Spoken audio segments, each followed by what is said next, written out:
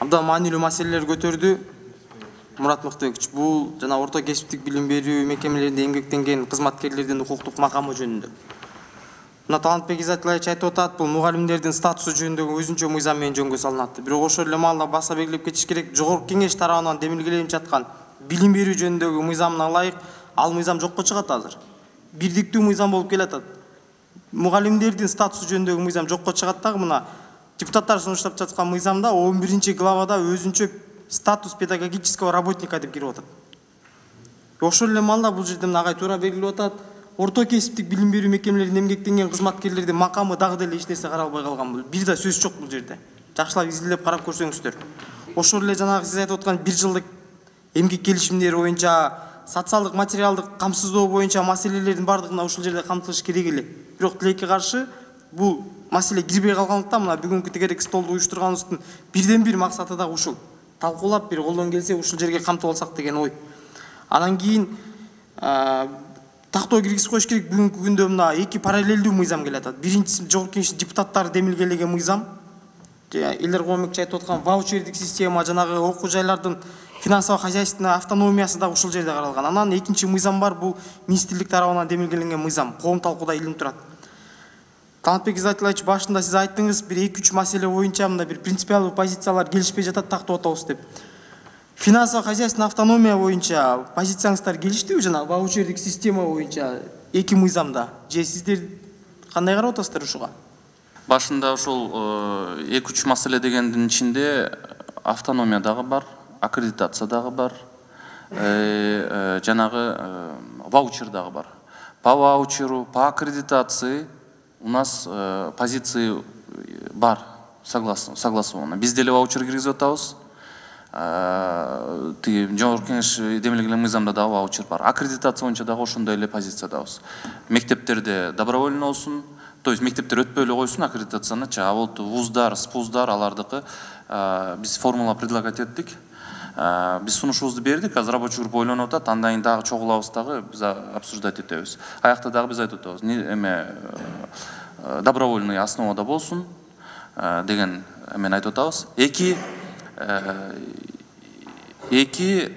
багытта баягы вуздарга дагы жеңилдик болушун үчүн мамлекеттик аккредитациядан өтөм дегендерге ошол департамент по оценке качества деп атпайбызбы, ошол жерден өтсүн, кааласа.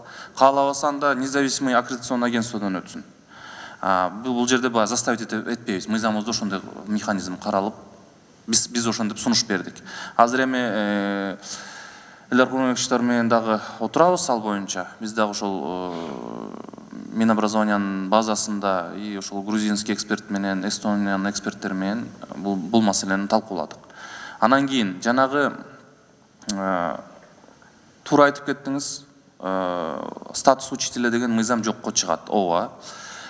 Бул мыйзам долбоору иштелип атканда билесиздер чоң инвентаризация жүргөн. Инвентаризацияда билим берүү жаатындагы 5-6 мыйзам бириктирилип бир мыйзам боло турган болгон. Ошон үчүн ооба, ушул азыркы биз Жогорку Кеңештин демилгелеген мыйзамын талкуулап атабыз да, биздин мыйзам эмес, биздин мыйзам долбоор эмес. Ошон үчүн бул жерде эгер сунуштарыңар болсо, мен ойлойм, берсеңиздер аны каралат да. Урматтуу депутаттар, сиздер мыйзам чыгаруу субъектисиздер да, сиздер өзгөртүргүсүздөр. Ушул жерден сиздерден бир чоң сураныч карап койсоңуздар. Себеп дегенде бул мыйзам баягы Талантбек Изатилович айткан туура белгилөөдү, инвентаризацияны алкаганда болуп аткандан кийин баягы бир сапаттуу жакшы мыйзам келсе деген ойда.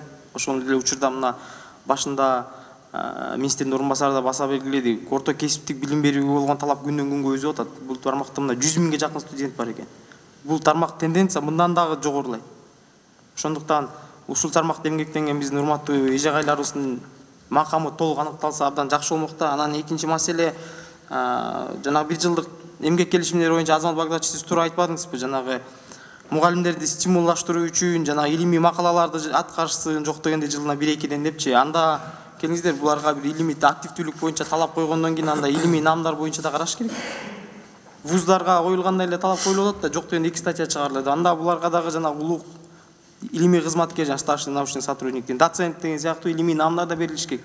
Талап болгондон кийин преференция келгенде дагы бирдей болуш керек да. Анан бизде болсо талапты коюп атабыз, 2ден илимий макала чыгарсын деп. Бирок ошол эле маалда илимий наам бергенге келгенде алар эске алмай калып атат да.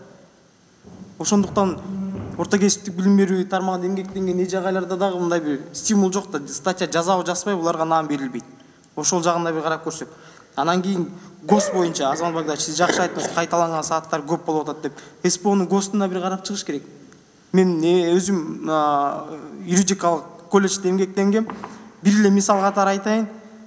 Юристтерди дайындайбыз, бир ошол эле маалда 6-7 сабакта экология боюнча окутабыз. Общая окружающая среда, КСВ, концепт современного естествознания деп, экологическое право, дагы башка ушундай сыяктуу бир эле багытта юристтерди дайындап отеле ошол эле маалда 6-7 саат экология боюнча сабак беребиз да. Теория государственного правага бир семестр калат. Конституционный правага бир семестр калат. Экология маселелерине 6-7 предмет келет дагы дээрлик 3 курс тең ошондо окуйт. Ушул жагында бир карап көрүп, юристтерди дайындап атабызбы, келиңиздер анда кесибине жараша бир мындай адистигине байланыштуу сабактарды берсек. Анан Танпек Изатилаевич, могу мугалимде мектептердеги директорларды 5 жылдан ашканы боюнча бир жакшы реформа алып келип алмаштырбадыңыздарбы? Орто кесиптик билим берүү жаатында кандай болот ушул жагы? Ачык айтыш керек, 15, 20, 25 жылдан бери директор болуп иштеп аткан агайларыбыз бар. Алмашабы булар же отуруш элеби? Ушул маселени мен жана башында айтканда айтпай кетиптирмин. Бирок биздин мыйзам долбоорубузда, биздин демилген мыйзам долбоорунун 40-беренесинде ушул боюнча айтылган. Так, расмий тилдегисин окуп берип коеюн. Руководитель государственных муниципальных образовательных организаций назначается сроком на 5 лет. Одно и то же лицо не может осуществлять деятельность руководителя государственной муниципальной образовательной организации более 10 лет в совокупности в одной и той же образовательной организации. Бул деген сөз, мына өзүңүз юрист экенсиз, мен да юристмин, коллега экенбиз. Бул деген сөз в совокупности 10 жыл бир жерде иштей албайт.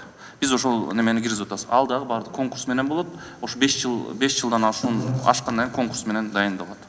Мен депутаттын консультанты болуп жарым жылдан бери эмгектенип атам. Эрлан Мазарбаевич, сиз мына биздин улуттук университетке проректор болуп келдиңиз да окуу иштери боюнча. Мен сиздин дайындалышыңызга угуп абдан сүйүндүм, себептен өзүңүз кесибиңиз боюнча юристсиз, доктор наук, бул тармакты жакшы билесиз. Акыркы жарым жылдан бери ушу спуздарга байланыштуу кайрылуулардын дээрлик 90% биздин вузга тиешелүү да. Мен өзүм ошол жерде окуп бүткөм, ошол жерде иштегем. Мага бул бөтөн вуз эмес, мен да ошол жердин өнүгүшүн каалайм. Анан кийин ачык эле айтайлы, 90% маселе биздин национальныйга байланыштуу.